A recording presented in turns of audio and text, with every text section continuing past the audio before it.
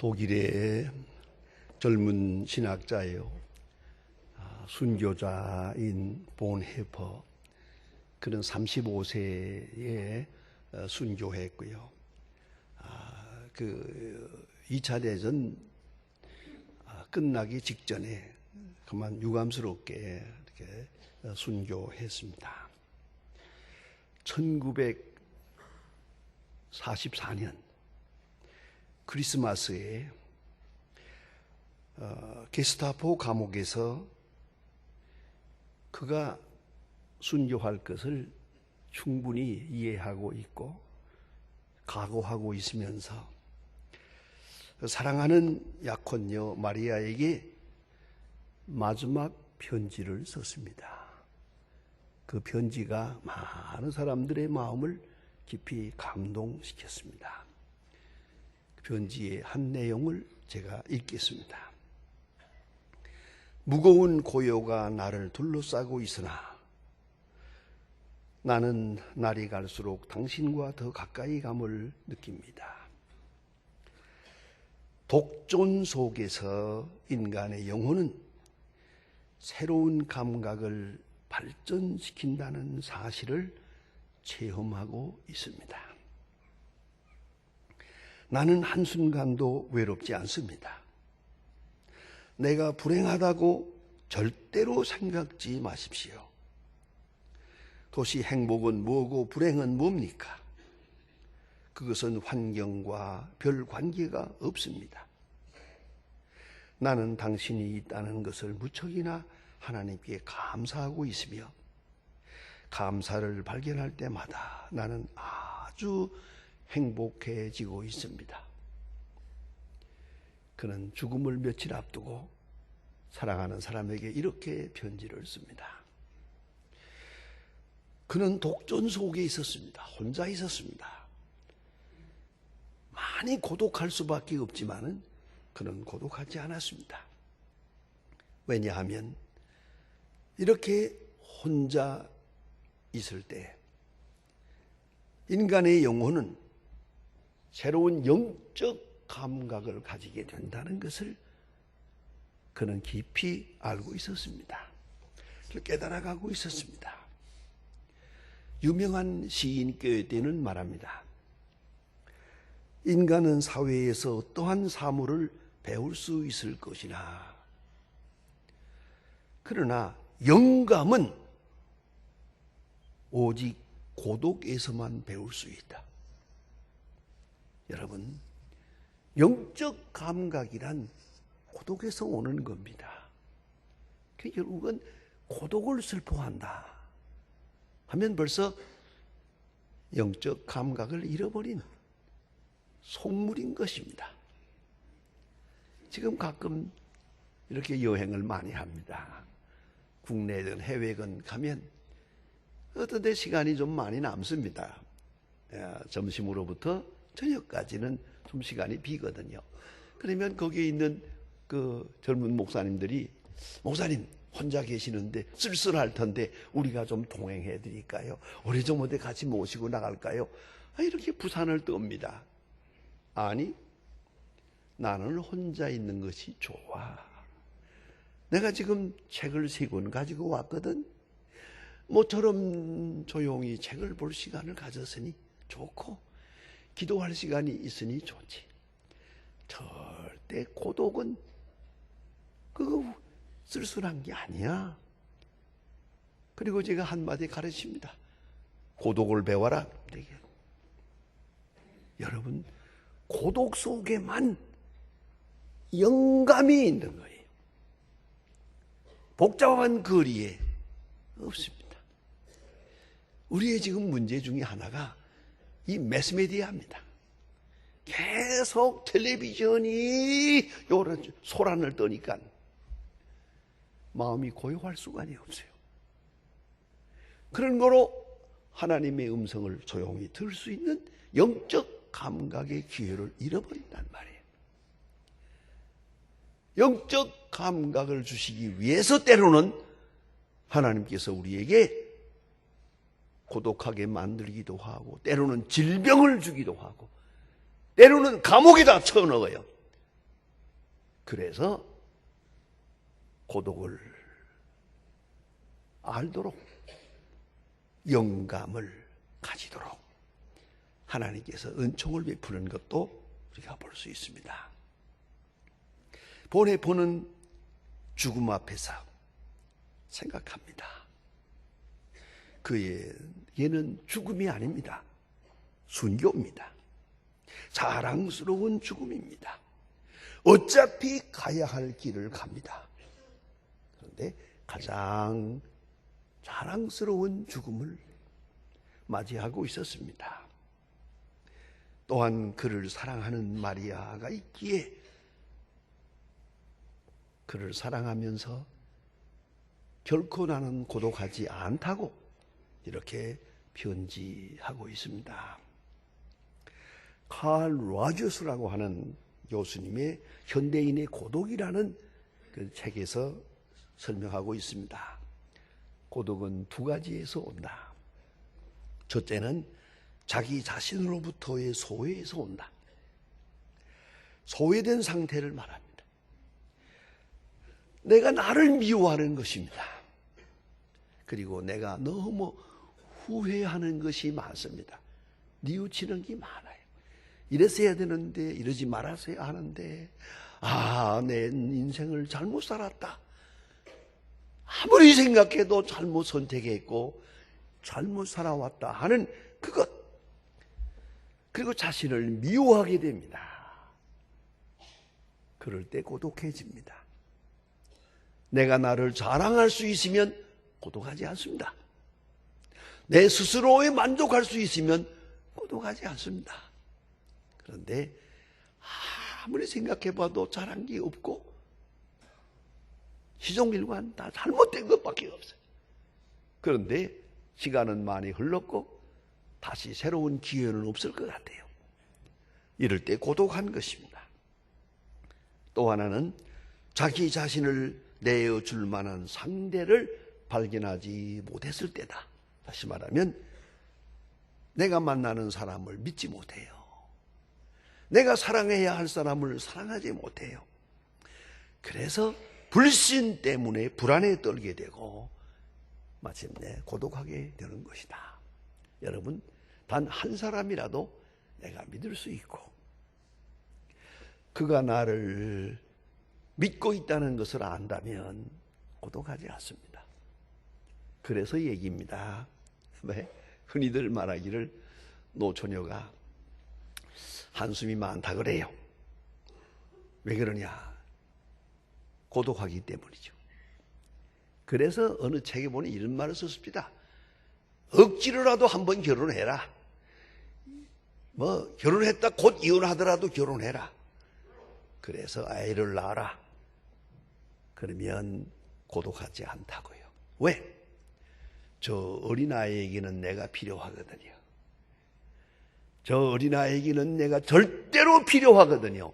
그 순간 나의 존재의 가치는 커지는 것이요. 그런 거로 고독하지 않은 것이요. 이게 바로 고독의 철학입니다. 오늘 본문 성경에 보면 한 고독한 선지자의 모습과 그의 기도가 여기에 실려 있습니다. 아주 절절하고 처절합니다. 엘리야는 하나님의 사람입니다. 하나님께 대하여 열심히 특심했습니다. 그러나 이제 고독한 기도를 드립니다. 하나님, 내 생명을 취해 주시옵소서. 죽여 주시옵소서. 내 생은 여기서 끝났으면 좋겠습니다. 이렇게까지 절절한 기도를 하나님 앞에 하고 있습니다. 왜 그랬을까요? 첫째는 능력의 한계를 느꼈기 때문입니다. 그가 열심히 특심해서 바알 선지와 대결을 합니다.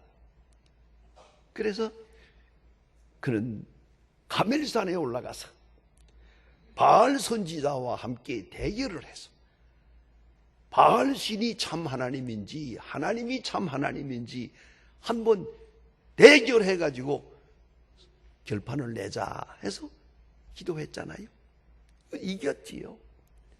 바알 신 하루 종일 불러도 응답이 없었고, 엘리야는 단 혼자서 기도했으나 하늘로부터 불이 내려와서 재물을 다 태워버렸어요. 응답이 살아계신 하나님이 함께하는 것을 보여주었습니다. 엘리야는 의기당당해서 그 앞에 있는 850명이나 되는 바알 선지자를 다 끌어다가 죽였습니다. 요새 말로 말하면 대승리했습니다. 대승했습니다. 성공했습니다. 그러나 그 후속 결과는 그렇지 않았습니다. 왕이 이 사실을 이세벨에게 알립니다. 이세벨 그 왕후가 이 소식을 들으면서 이를 갑니다. 분노에 차서 오늘 성경에 말하지 않습니까? 이세벨이 사신을 엘리야에게 보내어 이르되 내가 내일 이맘때에 반드시 내 생명을 저 사람들 중 한 사람의 생명과 같게 할 것이다.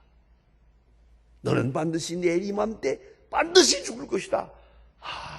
왕후가 이렇게 증오에 찬 발악을 합니다. 엘리야는 도망을 했습니다. 이 상황에서 어찌할 길이 없었습니다. 그래서 광야로 깊이 들어가서 하나님 앞에 기도하는 모습이 여기 있습니다. 내 생명을 취하소서. 충분합니다.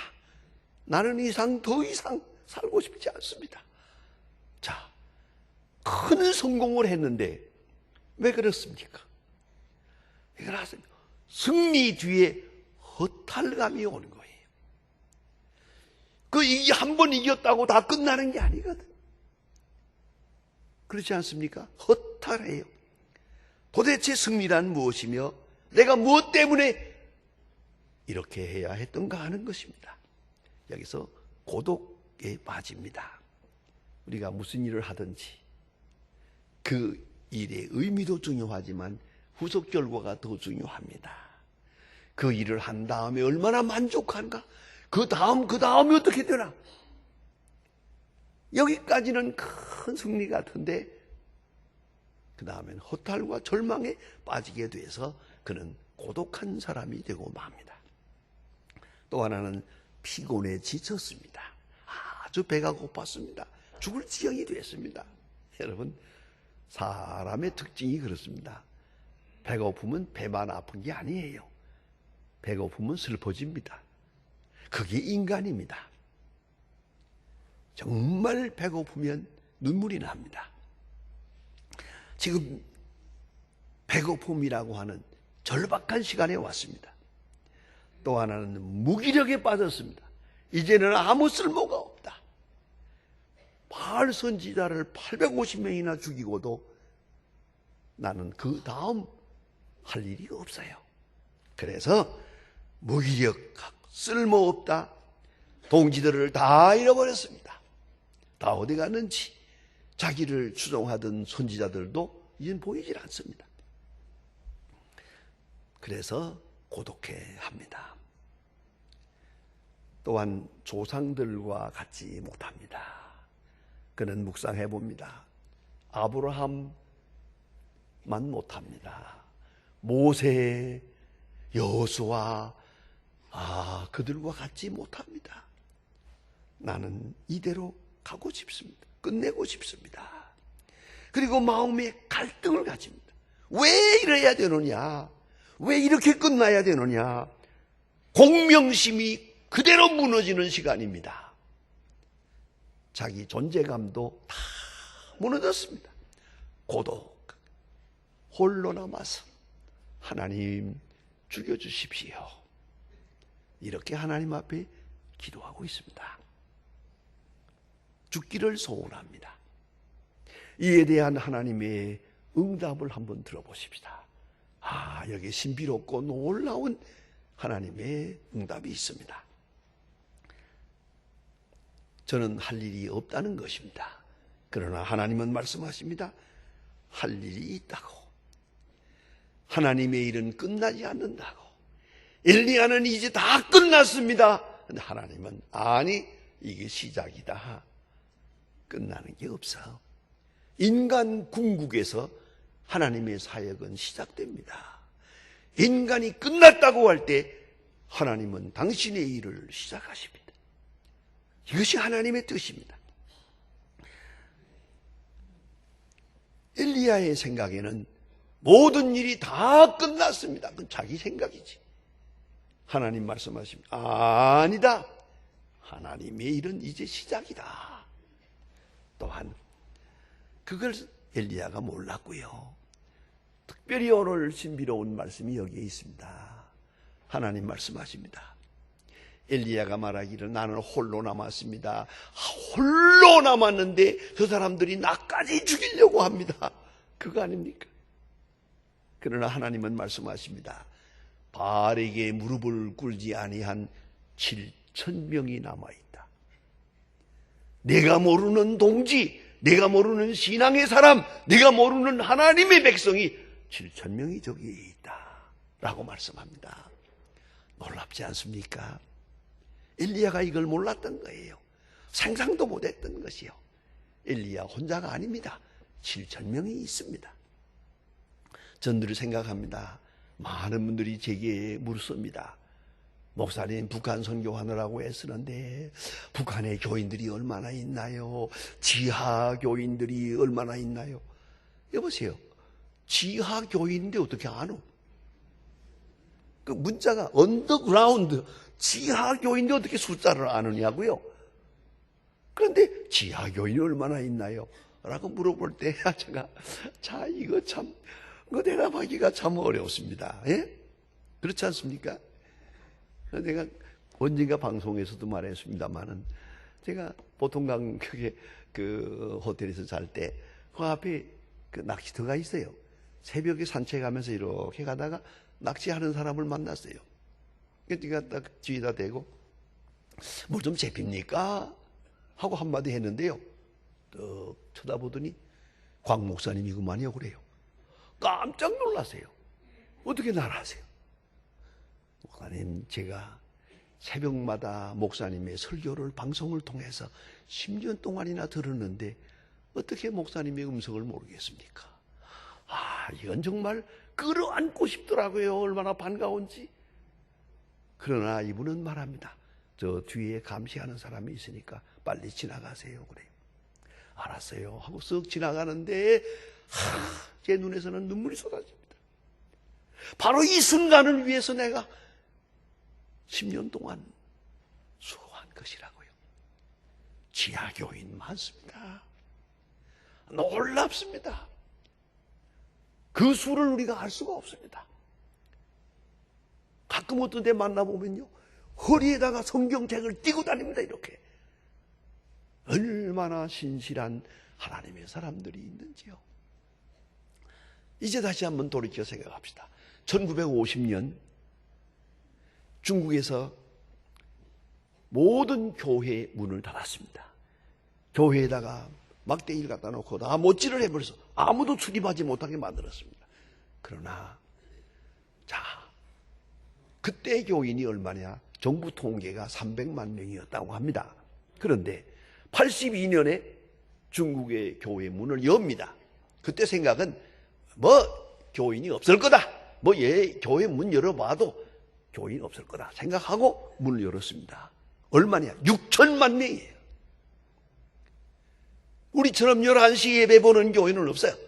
이런 종탑을 세워놓고 예배 드리는 교회는 없었지만 그 사이에 300만 명의 교인이 6천만 명이 됐어요. 오늘 1억 2천입니다. 놀랍지 않습니까? 하나님의 신비로운 역사는 이걸 알아야 합니다. 엘리야가 이걸 몰랐던 거예요. 나만 남았습니다. 나까지 죽이려고 합니다. 하나님 아마 그랬을 것 같아요. 빙그레 웃으면서 이 사람아, 네가 모르는 7,000명이 있다. 이 신비로운 하나님의 역사를 엘리야가 이것을 모르기에 그는 고독했던 거예요. 또한 네가 할 일이 있다. 후계자를 준비해라. 저 소모는 농사꾼 엘리사를 만나서 기름을 부으라. 네 후계자가 저기 있다. 여러분, 고독과 독조는 다릅니다. 로니네스하고 솔리티우트하고는 다른 겁니다. 독존이란 혼자 있다는 뜻이고요. 고독은 마음이 혼자 있다는 뜻입니다. 하나님의 음성은 독존 속에서 들립니다. 고독해야 할 이유가 없습니다. 하나님은 오늘도 함께 계시고 그 안에 자기가 있기 때문입니다. 폴 투니에르라고 하는 분이 고독이라는 책에서 말합니다. 우리의 모든 고독은 경쟁과 세력 다툼에 있는 것이다. 또 하나는 지나친 독립 정신에서 개인주의에 빠지면서 고독해하게 된 것이다. 또 하나는 소유의 문제에 있다. 소유가 고독을 대신할 줄로 알았는데 그것이 아니라는 걸 사람들은 모르고 있어서 고독하다는 것입니다. 때로는 우리가 정당한 요구를 가지면 모든 것이 통할 줄 알았는데 내가 정당하다는 것이 하나님께도 정당한 것은 아니거든요. 그런 거로 비판을 받을 수밖에 없고 고독해할 수밖에 없는 것이다 라고 말합니다. 성 어거스틴은 우리에게 가르쳐줍니다. 하나님을 만날 때까지는 인간은 영영 고독하다. 하나님을 만날 때까지는, 하나님의 음성이 들릴 때까지는 모든 사람은 고독하다. 예수님은 십자가 지시기 전날에도 말씀합니다. 너희가 다 나를 떠나겠다. 그러나 나는 혼자 있는 것이 아니다. 아버지께서 나와 함께 계시느니라. 아버지께서 나와 함께 계시고 나는 아버지께로 가고 있다. 그런 거로 나는 고독하지 않다. 환난을 당하나 담대하라. 내가 세상을 이겼노라. 얼마나 귀중한 선언입니까? 여러분, 고독은 필요합니다. 그 중에서 영적 감각이 있고 고독을 느끼고야 하나님을 압니다. 하나님의 음성을 듣습니다.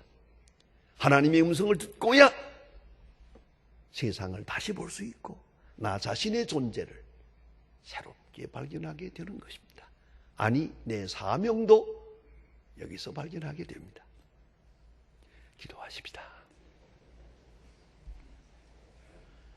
하나님 아버지, 오늘 아침에도 저희들을 성전으로 불러주신 것을 감사합니다. 주여, 오늘은 주의 음성을 가까이 듣게 해 주시옵소서. 늘 고독해하고 시리에 빠져 있으나 이 고독을 통해서 주의 음성을 듣고 엘리야가 주의 음성을 들은 것 같이 주의 거룩한 음성과 함께 내가 고독하지 않은 것을 알며 또 내가 해야 할 일이 무엇인지를 깨닫는 아름답고 귀한 순간들이 이어지게 하옵소서. 항상 우리와 함께 하시는 주 예수 그리스도의 이름으로 기도합니다. 아멘.